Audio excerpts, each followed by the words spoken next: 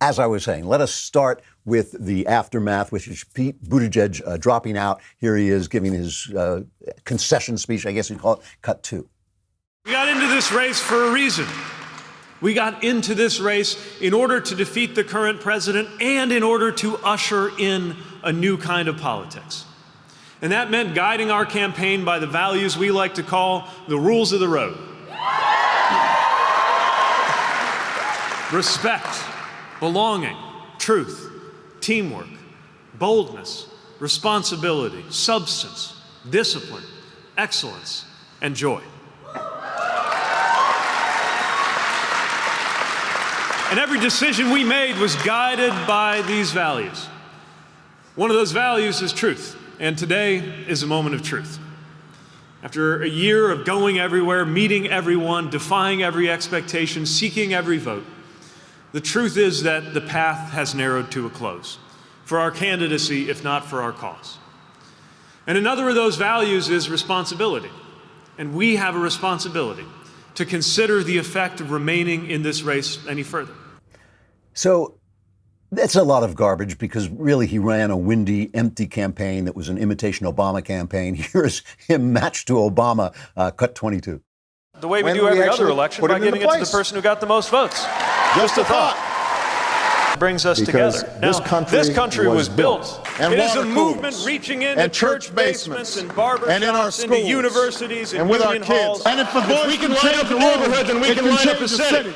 Shining Shines as a as a beacon beacon to the around the world. world once more. And this is our chance to answer that call. Come on. I don't like the guy on, very man. much. I think he's an empty identity politics candidate. I never liked him. I think his ideas were actually radical. He just looked like a moderate on TV. The other big news, of course, was that Tom Steyer dropped out of the race. And the other big news was that Tom Steyer was in the race to begin with, which you may not have known. So that is what happened afterwards. Let's look at the race itself. Now, obviously, this was Biden's plan. This was his thing that he was touting all along, that he had a firewall because the black folks were going to turn out in South Carolina and put him over the top. And that's exactly what happened. Now, again, I've often said that this doesn't work all the time when you wait and you think I'm going to win down the line. And it still may not work because tomorrow is Super Tuesday and he's still trailing in every possible poll. But this was a big victory over Bernie. He got 48% to Bernie's about 13%, I think it was. And also it means this was the first big state with a lot of delegates. And remember, the Democrats parcel out their delegates according to what percentage you won. You have to win over 15% most places, but then you get a partial amount of the delegates. So now Biden and Bernie are virtually tied. I think Biden has 54, Bernie has 58. So, I just want to bring you back. You heard me say last week, don't pay attention to the press telling you that Bernie has this thing sewn up. He is the front runner. There's no question about that.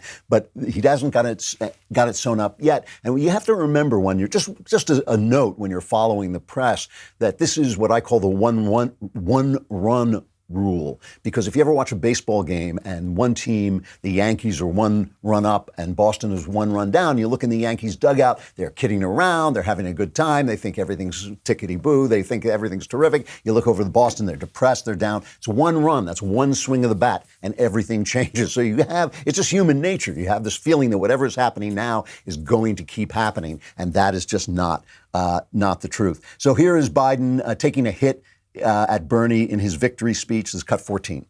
Join us. My fellow Democrats across America, join us.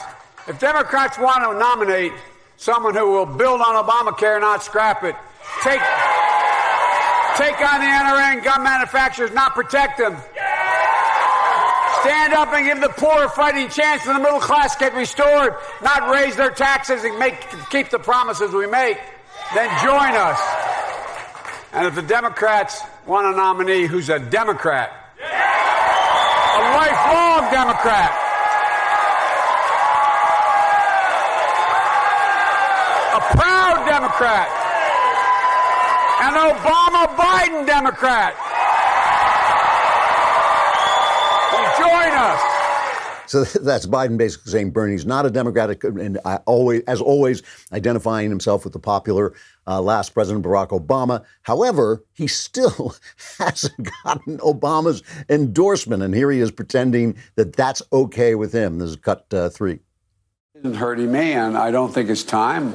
He and I have talked about this in the very beginning. I have to earn this on my own. Remember, George, the first thing that everybody said when I announced the opposition, the Democratic opposition, said, well, Biden feels entitled because he's vice president.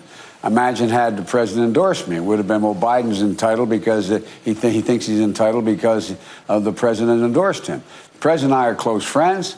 And I have no doubt when I win this nomination, he will be out there full bore for me. You're a lion, dog, face, pony soldier. He is a lion, dog, face, pony soldier. All right, folks, Tuesday is Super Tuesday, the superest of all Tuesdays, March 3rd. And that is going to be the day on which we find out whether Bernie Sanders is the nominee, because either he runs away with this thing or we're going to get an open convention. We're going to know all of that as the day drags on. Good news. We're going to be covering it live here at Daily Wire. We're going to be doing a long Daily Wire backstage. That means me, God King Jeremy Boring, means Andrew Klavan, means Michael Knowles, plus a cavalcade of stars will be stopping by to discuss what exactly is happening in breaking news in real time. Go check us out at dailywire.com for all the coverage.